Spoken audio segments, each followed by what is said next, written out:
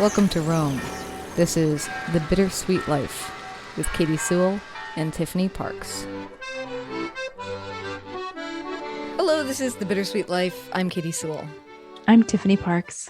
And today, before I introduce today's topic, I do want to give a thank you to one of our listeners who just became a patron, Joanne. Thank you so much for joining us. Of course, if you listen to this show, you well know that people who support this show are what keep it alive. And so if you love this show, please take the time to look at the different donation links in the show notes or just visit thebittersweetlife.net and consider throwing some dollars into the hat to keep this show going. But now to introduce our topic. There was an article that I read today. It's actually an old article. It appeared in the New York Times way back in August of 2010. But I thought it was interesting enough for us to muse about today. And I was just even running the idea by you, and you already mentioned some things I hadn't thought of when I was reading this article. So, and we also know that people love language shows, and this is a language show. This is a very long article, so we will put the entire link to it in the show notes. It's written by a man named Guy Deutcher. So it's a long article, so I'm going to just briefly introduce why he's exploring this, and then there are some parts I actually want you to respond to. So he starts it out by saying that in 1940, a very popular science magazine published a short article that became kind of an intellectual fad for a while. And it was an article that basically proposed that language had a power over our mind, meaning that whatever we spoke would restrict our ability to be able to think. And he was kind of proposing this idea of, well, if a language, I'm going to just make up an example. For example, if a language doesn't have a future tense, or they never in any way speak about the future in words, that in his theory, that would mean that people were limited by the words they knew and wouldn't be thinking about the future. Now, obviously, this gets passed around. People are pretty interested in this concept. And then eventually, after tossing the idea around for a while, people were like, well, wait, that doesn't make any sense. People can think about the future without talking about the future. You know, even if I don't have a word for what's coming up, I realize that there's a tomorrow. So he said, we now know, he says, that there are many mistakes in this theory. The most serious one, as he puts it, was to assume that our mother tongue could constrain our minds and prevent us from being able to think certain thoughts. But then they introduced this new concept, which is what I kind of want to talk to you about. He writes, since there's no evidence that any language forbids its speakers to think anything, we must look in an entirely different direction to discover how our mother tongue really does shape our experience of the world. Some 50 years ago, which now would be 62 years ago, Roman Jacobson pointed out a crucial fact about the differences between language in a very pithy maxim. He said, languages differ essentially in what they must convey, not in what they may convey. Okay. It's a little bit of a mental thing. Languages differ essentially in what they must convey and not in what they may convey. This maxim offers us the key to unlocking the real force of the mother tongue. If different languages influence our minds in different ways, this is not because of what our language allows us to think, but rather because of what it habitually obligates us to think about. So interesting. That's the introduction. I'm not going to read all his article, but I'll give you an example that he gives. He says, for instance, if you're a native English speaker, I can say to you, Tiffany, I spent yesterday evening with my neighbor, and I am not compelled to tell you in that statement whether or not the neighbor was male or female. And if you weren't interested and I'm not sharing, it goes no further than that. What'd you do last night? Oh, I hung out with my neighbor. It could have been anything, but it could have been like, yeah, I hung out with my neighbor, you know. Like for instance, if I was compelled to tell you whether or not that was a male or a female, you would automatically in your head, if not assume that something's going on, you would at least assume a different interaction. Right. When this is why we love English so much. Right. Because we don't have to tell our business to everybody constantly. Yeah. So like as he goes on, he said, it's you have the right to tell if you want to, but you also have the right to take it out and be like, it's none of their business what the neighbor's gender is. Who cares? But however, as you well know in Italian, you're speaking a language that compels you to tell me what the sex of your neighbor was. And so as a result, it is very different. And it also controls what you're conveying and what you're thinking about. Yeah. Yeah. Because in Italian, it would be ieri ho visto il mio vicino or la mia vicina. The male or female aspect of it would be quite obvious. And that reminds me that in Italian, I have personally felt compelled to lie on occasion. Not to my husband. We have no secrets. But to my father-in-law, who I don't, I'll just be very honest here. My father-in-law likes to be in people's businesses. Like, he loves to know your business.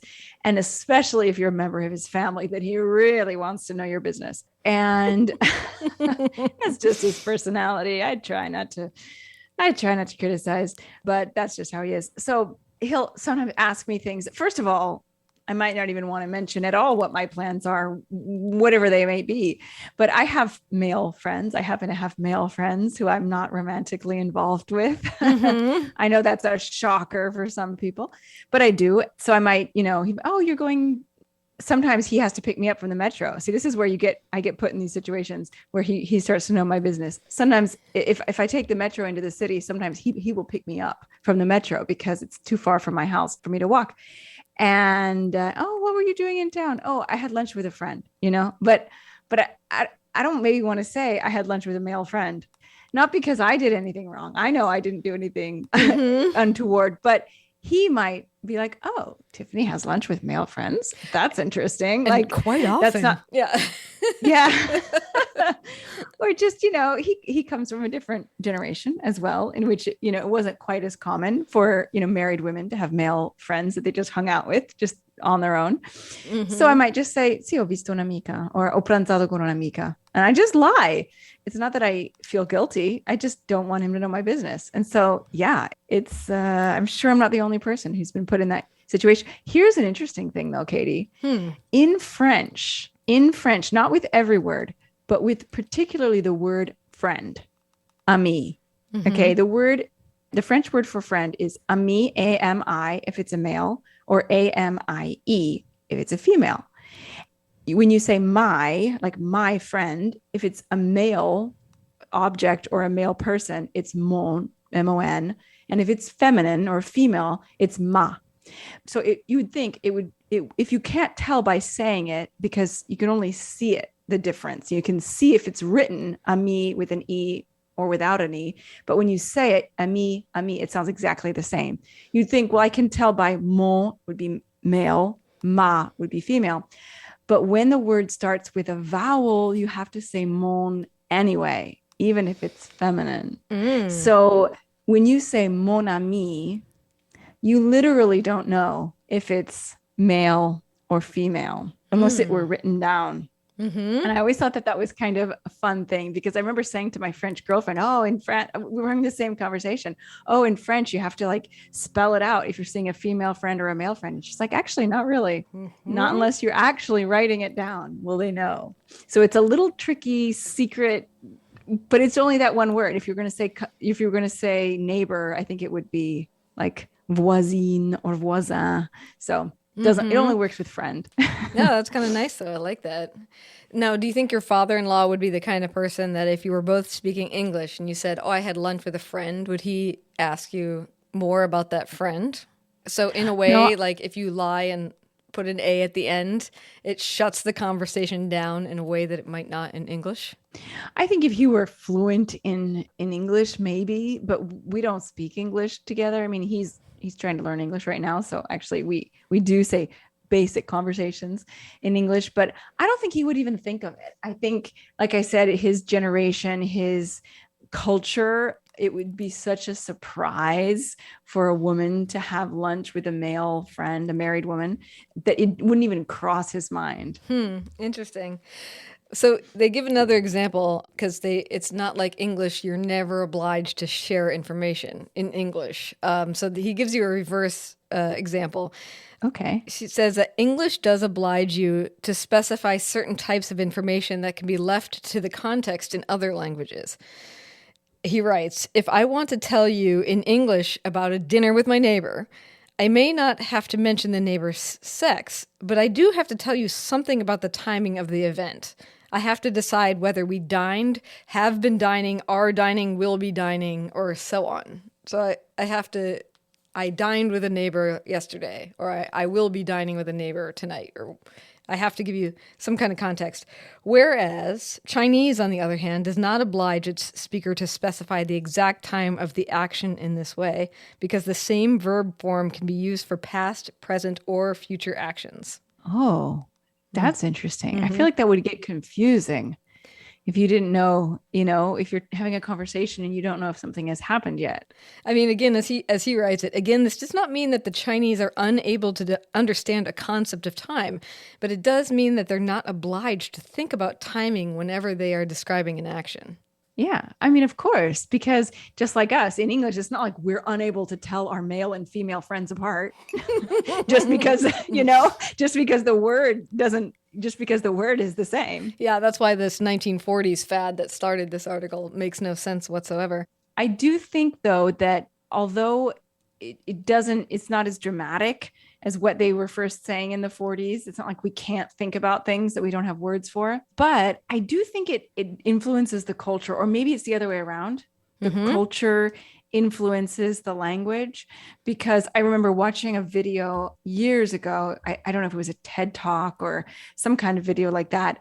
It was all about living in the moment. And they were talking about how in Sicilian dialect, there's no future tense, and how people in Sicily really live in the moment. It's not a society, particularly the people who would be speaking dialect. So the less educated and the more working class people still speak the dialect as opposed to, the standard Italian.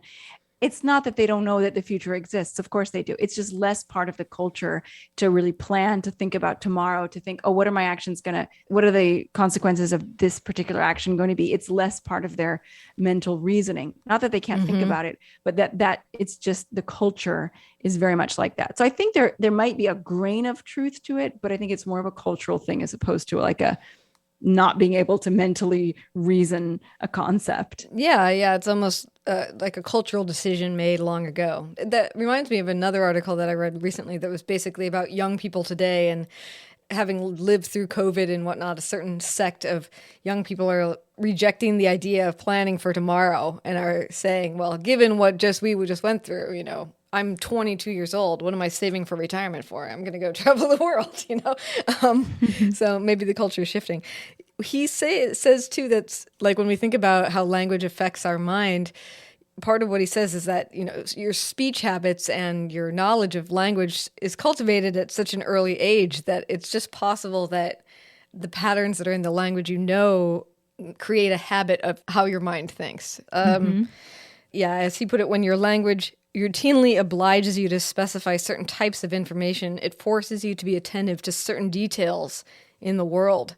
I thought that was a really interesting concept, that if I always need to be able to tell you the gender of either an object or a person, then I might be more attentive to what the object was, for instance, than I might be if I don't need that information. Or if I need it in English, I need to tell you what time of day it happened or when it's going to happen, then I might be more attentive to that idea than I would be if I was speaking something else. But anyway, there's another concept in here that I wanted to touch on before we run out of time, which is exactly this concept of gender and languages that specify gender, like Italian, and languages that don't.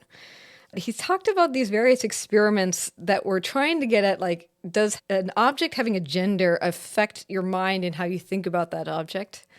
And maybe you'll have some examples. I thought, well, maybe, since you speak both languages, you're on some sort of cusp here. But for instance, he was saying that, like, in German, a bridge is a feminine object.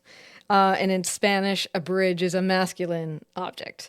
On the other hand, an apple is masculine for Germans, but feminine in Spanish. So anyway, they basically did this experiment where Spanish speakers and German speakers were asked to describe bridges, clocks, and violins. And they just described them to have more manly properties. Like they described them as having strength, for instance. Whereas The Spanish. the Spanish. Whereas Germans, who think of bridges, violins, and clocks as a feminine object, tend to think of them more as slender or elegant.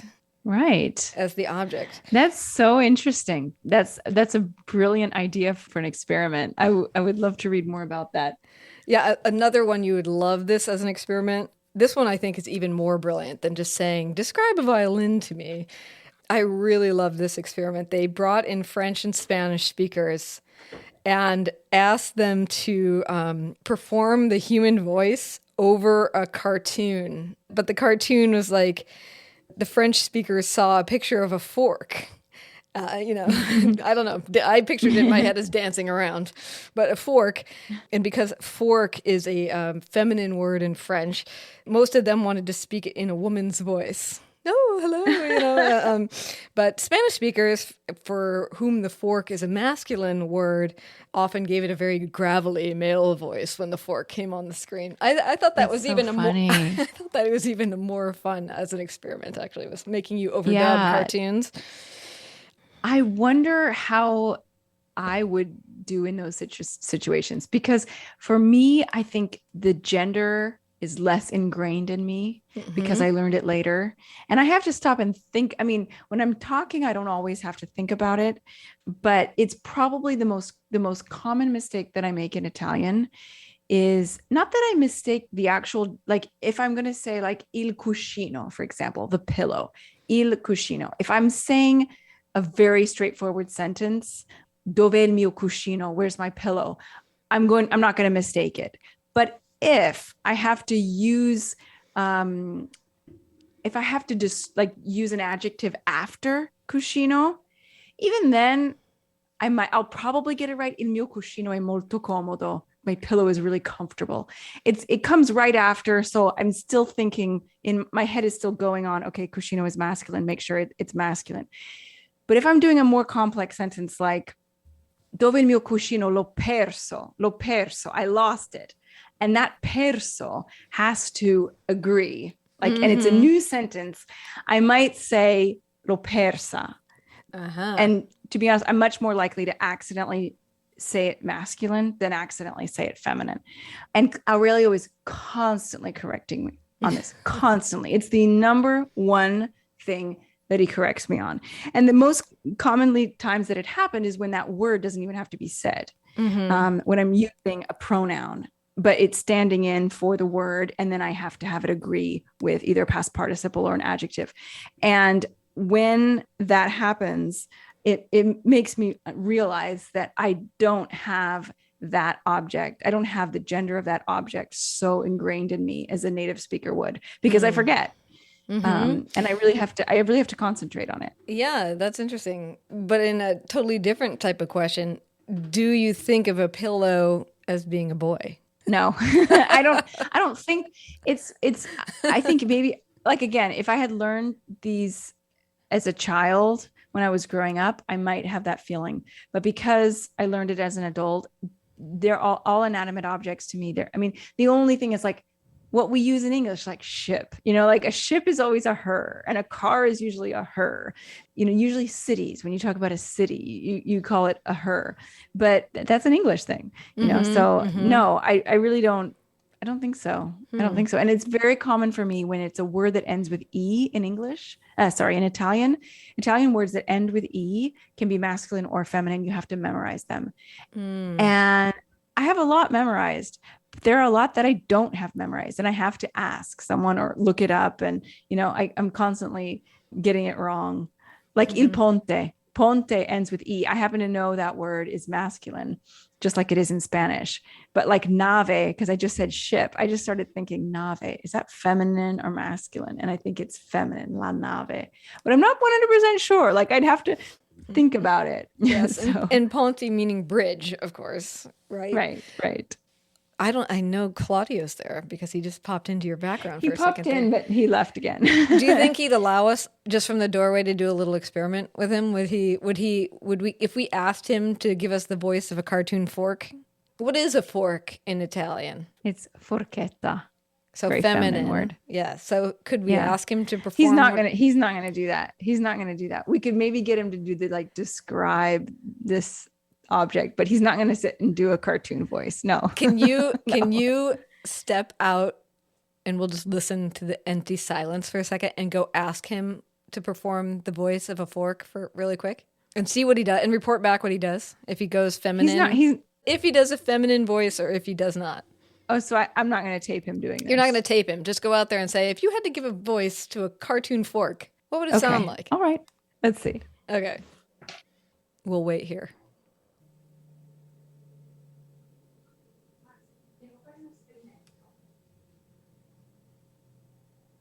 I see. Okay. Well, he refused, even alone, even in the privacy of our bedroom, to do a fork voice. However, he was very tired tonight. He did say that it's a woman. Yeah, the fork would be a woman. I said, is this fork character in this cartoon a woman or a man? And he said, it's a woman with a high voice. Okay. I like that. This is interesting. From like, if we want to get really strange with this concept, because I guess the main question is, does our language shape our intellectual thought? One question he asks in this article at some point is, if you think of a bridge as feminine or a bridge as masculine, does that alter how you design the bridge? Which is an interesting thought in itself. But I mean, it is. So in English, if I was making a cartoon where there was a fork and a spoon and a knife hanging out on the beach together, I could make those whatever, like the fork could be the masculine, the fork could be the dude, the spoon could be the woman, and the knife could be the dog. I don't know. But whereas for Claudio, it's definitive. The fork is feminine. The fork is female. And cucchiaio, spoon, is male. See, so it'd be reversed. So if you watched my cartoon, it would be just crazy, surrealistic. And it's funny because to me, a spoon is more feminine. Yeah, I would think just so too. as in the shape of it, and a fork is more masculine. But in Italian, it's the other way. It's the other way. I mean, that also brings up another question I wrote down while you were gone. Is since you learned Italian as an adult, and you have to memorize all these genders, is there any words where you really feel strongly that the gender is wrong? Well, seno. Which is what? Seno means like bosom, breasts, Yeah, so why would that not be? Why is that masculine? I don't know. I feel like that's a word that should be feminine. That's the main one. That's a good one. Yeah, there's a good one. Cuore, there's another one that feels like it should be feminine.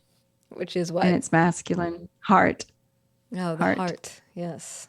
Interesting. And mind. I'm not saying that women are emotional and men are rational, but mente, mind, is feminine. La mente. Whereas I think these two work really well. Il sole, the sun, la luna, the moon. So the sun is masculine and the moon is feminine, which feels right to me. It is interesting, though, that it does put a layer of social commentary on all these objects. Yeah, and then you go into German and you've got a third gender. There's the neutral gender in German. Like, for example, you've got, let's look at my German is so rusty. You've got die Frau, the woman, feminine.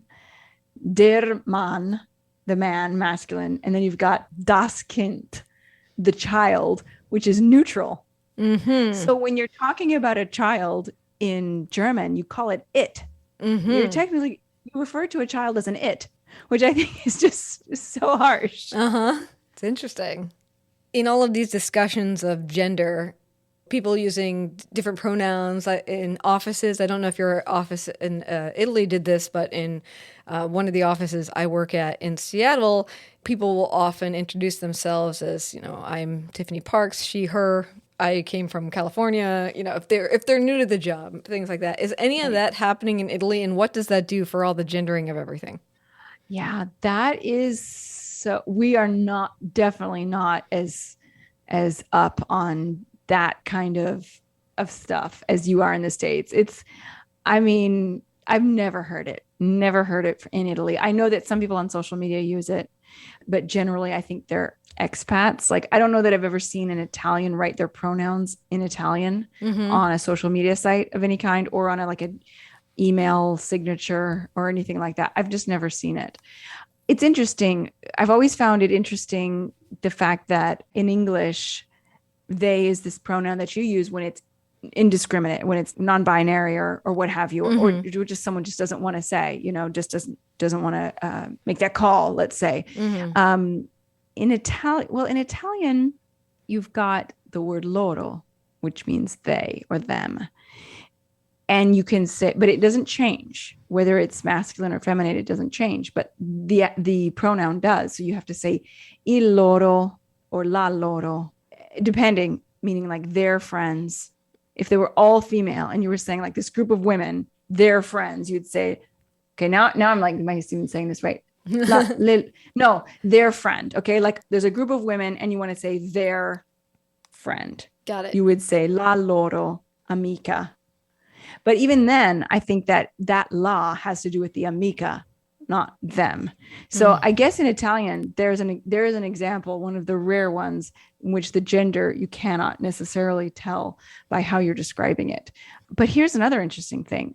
Speaking of pronouns, when you're talking about possessive pronouns, like her dog, his cat, in English, that pronoun changes depending on the gender of the person who owns the thing, right? Right. His cat, we're talking about John's cat. Her dog, we're talking about Mary's dog.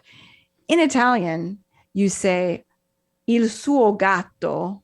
It's the cat that's masculine. It's not the person. Il suo gatto could mean his cat, and it could mean her cat. It could mean either one. And if you wanted to say, now I can't think of a foca. There we go. My favorite animal. La foca. La sua foca means his seal or her seal. It doesn't reflect on the person who owns the object. Oh. So that's a little difference there that maybe doesn't have anything to do with our conversation, but it is a curiosity nonetheless. But is a cat always masculine? Is it always a gatto? Is there a gatta if it's a female cat? There can be a gatta. I mean, it would be specific though. It would be if you have a cat that specifically is a female cat. Usually when you're referring to animals, you don't change the sex. Generally, like the word for female dog, cane is dog, and the word for female dog is cagna. It's kind of a loaded word. It's kind of an insult word, in the same way that the word for female dog in English is an insult as well, bitch. So it's not used very common. I don't know about other words like that, but like foca is feminine, seal is feminine, cat is masculine, but obviously there can be male seals, clearly. Right, of course. Otherwise, there wouldn't be any seals. Exactly.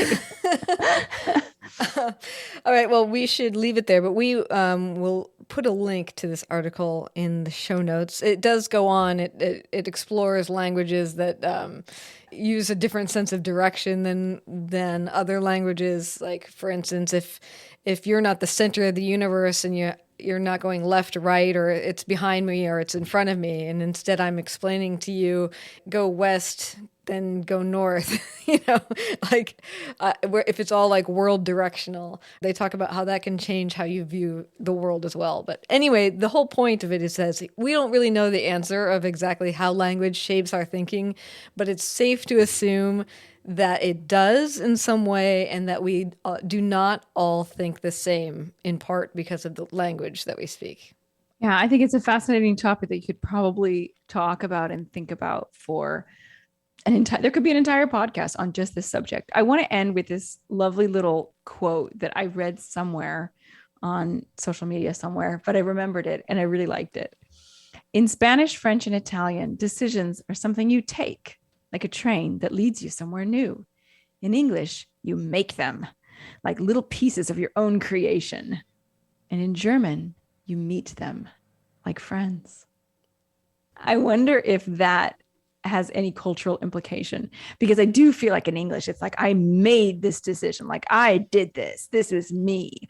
And, and in Italian, you take a decision. It's almost like it's definitely feels like more of an option, it's like a lighter touch. Yes. Yeah. And then German, I wasn't familiar with the fact that you meet decisions, but I love that. That's much more like there's two different dynamics going on at the same time. It's got a warmth to it to meet a decision. Yeah. I love that. All right. Well, we will leave it there. And next week we will be launching our Rome series. So we will be spending, I counted it out, Tiffany, we will be spending the entire summer or winter, depending on where you are, in Rome. We will be doing episodes from Rome all the way until September. Wow. That's exciting. Be sure to get any Italiophile friends that you have that may not be listening to the show. Give them a call, highlight it, get them to subscribe, because it's going to be a really fun, great summer of stuff from Rome. All right. And until next time, this is The Bittersweet Life. I'm Katie Sewell. I'm Tiffany Parks. Join us again. Bye. Support the show by wearing a Bittersweet Life t-shirt or socks or even a Bittersweet Life face mask. We have merch, and you might find your new favorite mug by visiting thebittersweetlife.net. Click on support to explore the merch catalog. And have fun.